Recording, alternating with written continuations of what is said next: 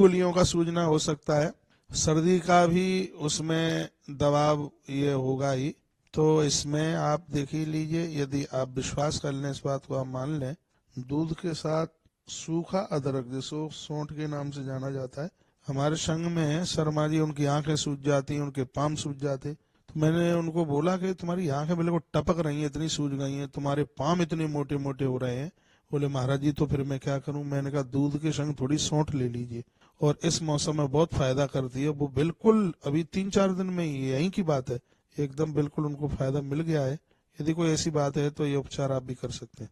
बोलिए। सुन्न हो जाता है, उसका कारण हाथ सुन्न होने का मतलब? आगे का प्रश्न बताओ। इसका नहीं इलाज? और बताइए।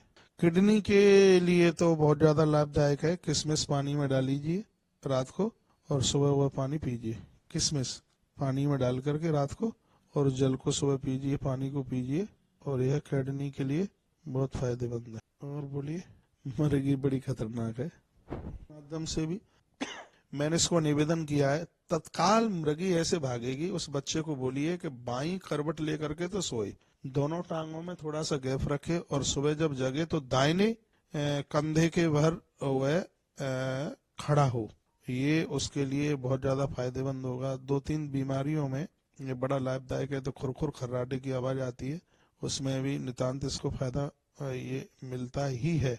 तो और त्रिफला का चूर्ण एक तो मृगी की बीमारी में, और एक यदि किसी को बवासीर की बीमारी हो, अभी पिछले शनिवार में कोई पूछ रहा था मुझे, तो आप रात्रि को गर्म पानी के साथ 3 चम्मच त्रिफला की चूर्ण की खा करके फाँक लें, और ऊपर से पानी पी लें, और देखिए इन दोनों बीमारियों में कितना बड़ा फायदा मिलेगा।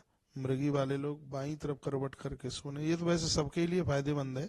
हम लोग भी बाईं तरफ करवट करके सोते हैं, और सुबह दाहिनी करवट से उठते हैं, और ये बहुत फायदेमंद है इसके। आगे बोलिए। लकवे की दवाई में तो वो ये लहसुन है, दूध के साथ लहसुन, इसको आप प्रयोग में लीजिए। पैरालिसिस के लिए बहुत जबरदस्त उपचार है ये। सिर में दर्द, एक तो आधा सीसी का दर्द होता है, जैसे सूर्य निकल करके आता है तब दर्द होता है। एक तो नींद पूरी नहीं होगी तब भी दर्द हो सकता है, या कोई आप टेंशन करेंगे तो भी दर्द हो सकता है, और पढ़ाई के वजन से भी, लोड से भी ये दर्द हो सकता है। ज्यादा सोचोगे तो भी यह दर्द हो सकता है। इसमें नीति का अभ्यास रखें, एक नासिका में पानी हाथ में ऐसे लेकर के उसको खींचें, और जब उसको खींच करके फिर निकालोगे तो दूसरे नासिका के छेद से यह बिल्कुल बाहर निकल करके आएगा। इसमें प्राणायाम बहुत कारगर है, इसमें प्राणायाम।